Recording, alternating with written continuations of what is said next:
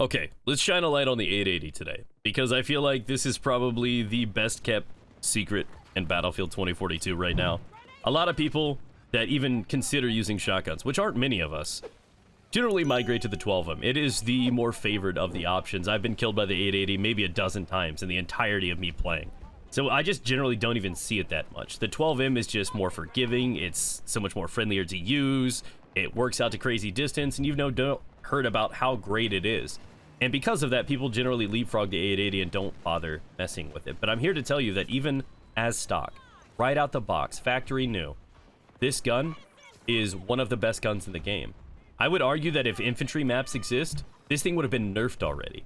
It is that strong and close to medium range. And yes, you can medium range people with this thing. 2-3 shots, you will kill them out to like DMR AR ranges. It's actually quite nice, and I'm going to teach you some tips and tricks on how to really utilize this gun in your favor. So the 8 rounds is good. I can honestly wipe a squad and a half, 2 squads with this if I don't miss anything. And it's just great for those that want to flank or push into close quarters. So obviously take the right piece of equipment to go with you. What I really like to use are smoke grenades to really conceal my opening up into open areas or crossing lanes so I can close that distance easier. So smoke grenades I would consider almost a must for somebody running the 880. As for the other pieces of equipment that I would take, that's completely up to you. Again, flanking is huge, and with how strong the tactical insertion is inside of this game, use that beacon, take advantage of it, and really just continuously harass their backline and flank and get into them, and it's just a great asset for you.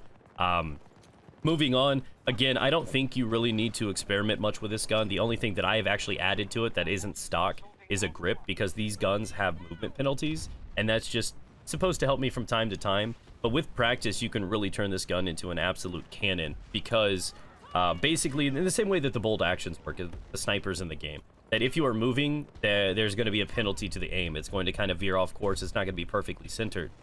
With that knowledge, though, you can try to go against that and avoid that penalty. So if you simply want to, and you can test this yourself, crouch down. If you crouch down when you use this gun, you will notice that circle in the middle of your screen, that reticle, you'll notice that that will shrink.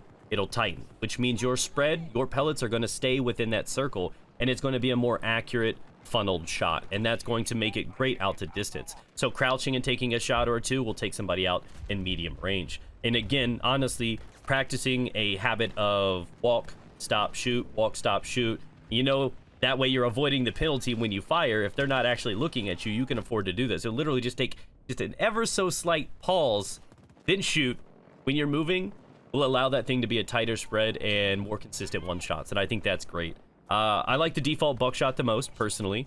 The other one isn't bad, but if I'm going to use anything besides the default Buckshot, the 0-1, I would honestly go with the other Buckshot and avoid Slug entirely, because it kind of works like how that does in other games. It kind of works like how Slugs do in other games. Slugs in this game, not very great. So one of the two Buckshots, find which one works best for your playstyle. I'd recommend the default one. And that's simply all I would equip on it. And again, those are my tips for using it. Again, don't sleep on the idea of standing still when you take a shot if you need to be, but you don't even have to if you don't want to. That's just something I recommend if you're taking longer distance shots.